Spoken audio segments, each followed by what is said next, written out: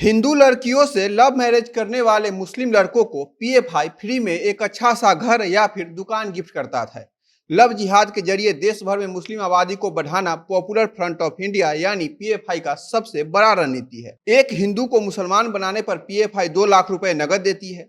PFI का plan है कि यहाँ के पिछड़े, दलित और शोषित वर्ग के हिंदुओं को सवर्णों के खिलाफ भड़काकर देश भर में अशांति फैलाए। पीएफआई को बाहर के भारत विरोधी देशों द्वारा साल भर में 120 करोड़ रुपए भारत में अशांति फैलाने के लिए, हिंदू लड़कियों को लव जिहाद का शिकार बनाने के लिए मिलता है। इतने बड़े स्तर पर पॉपुलर फ्रंट ऑफ इंडिया यानी पीएफआई भारत में अपने गलत मंसूबों को देश में अंजाम दे रहा था। तो इस वीडियो में हम आपको बताएंगे कि कैसे यह आतंकी संगठन देश में अपना देश विरोधी गतिविधियों को अंजाम दे रहा था। हिंदू लड़कियों को टारगेट करने के लिए यह पीएफआई कैसे मुसलमान लड़कों को ट्रेनिंग देती है, छोटे छोटे बच्चों को कैसे हथियार चलाने का इसमें ट्रेनिंग दिया जाता है और इनका लक्ष्य क्या है, सब आपको बताएंगे। नमस्कार, मेरा नाम परितोष शाही है और आप जनता जंक्शन देख रहे हैं। आज से लगभग एक सप्ताह पहले जब रात के 1 बजे पीएफआई के करीब 300 सदस्यों के यहाँ एनआईए की टीम ने छापा मारा, तब वहां से पीएफआई के मंसूबों के बारे में ऐसे ऐसे खुलासे हुए जिसके बारे में जानकर आप हैरान हो जाएंगे।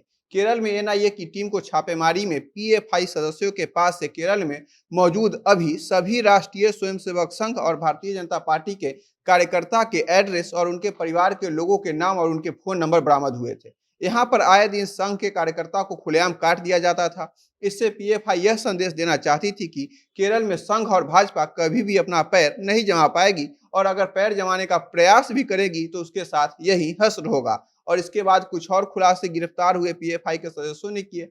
एनआईए की टीम ने जब इनके सदस्यों को तोड़ना शुरू किया तब उन्होंने बताया कि हम पूरे भारत में मुस्लिम आबादी को बढ़ाने के लिए बड़े स्तर पर काम कर रहे हैं, जिसमें सबसे बड़ा रोल लव जिहाद निभा रहा है। इसमें पीएफआई मुसलमान लड़कों को हिंदू लड़कियों को रिझाने, अपनी बातों में फंसाने का ट्रेनिंग देता है। उन्हें महंगी महंगी गाड़ियां, लेटेस्ट मोबाइल फोन मुहैया करवाता है, अच्छे अच्छे कपड़े देता है। ये लड़के बिल्कुल भी अच्छे घर से नहीं आते हैं, उनकी आर्थिक स्थिति बेहद खराब होती है। फिर भी जब आप इनको देखेंगे तब आपको लगेगा कि यह जरूर कोई रसूखदार परिवार से आता होगा।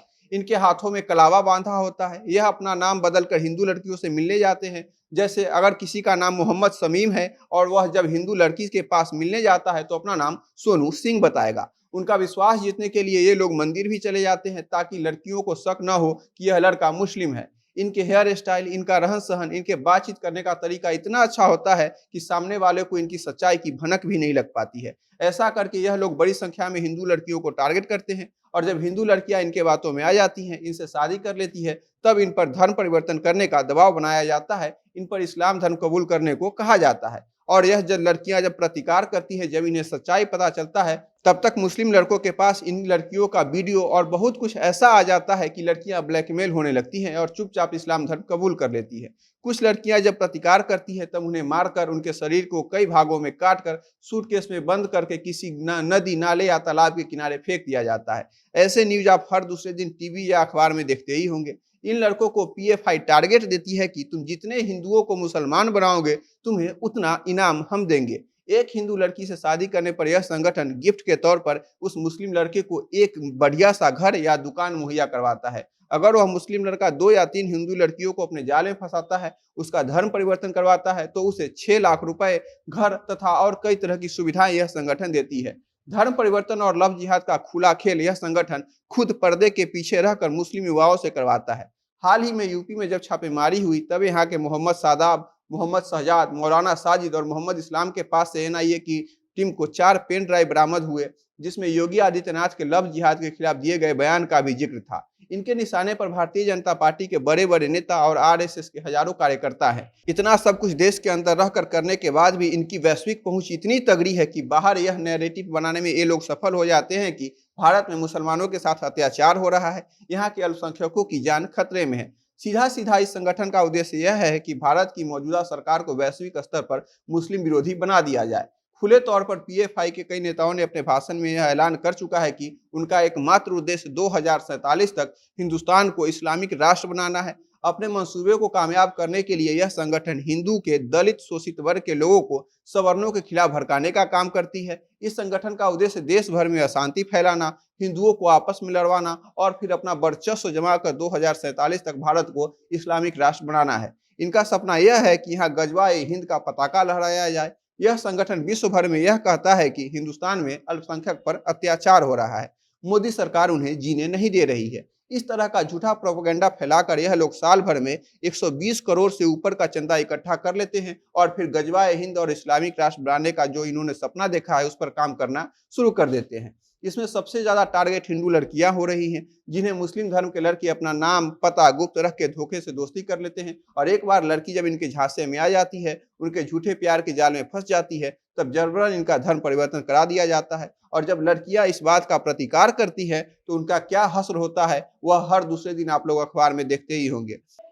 हिंदू लड़कियों को, यहाँ के दलित लोगों को टारगेट करने के अलावे ये लोग मुस्लिम बच्चों का माइंड वॉश करके हिंदुओं को विलेन बनाकर हिंदुओं से बदला लेने के लिए उन्हें हथियार चलाने का ट्रेनिंग भी देते हैं। लगभग एक सप्ताह पहले जो ताबड़तोड़ छापेमारी हुई थी उसमें यह बात का पता चला था कि एक हिंदू को मुसलमान बनाने पर यह संगठन उस लड़के को एक बढ़िया घर, रोजी रोटी के लिए एक बड़ा सा दुकान और उनकी अन्य सुविधाओं का इंतजाम पुरस्कार के तौर पर करवाती है। यानी वैसे मुस्लिम लड़के जो इनकी बातों में आ जाते हैं, हिंदुओं को काफिर समझने लगते हैं, उनके रहन सहन का पूरा इंतजाम पीएफआई ही करती थी। एक नौकरी पेशा आदमी जिस लैस लिफाफे के साथ नहीं रह पाता होगा, उससे ज्यादा सुविधा बेरोजगार मुस्लिम लड़कों को पीएफआई हिंदू लड़कियों से लव मैरिज करने पर देती थी। आज सवेरे जब यह खबर आई कि गृह मंत्रालय ने इस आतंकी संगठन को 5 साल के लिए बैन कर दिया है और इसके साथ ही 8 और ऐसे संगठन जो इसके साथ मिलकर भारत में अशांति फैलाने का मंसूबा रखते थे उन्हें बैन कर दिया है, गृह मंत्रालय का यह फैसला निश्चित ही आतंकियों के प्लान पर एक बिजली की तरह गिरा होगा।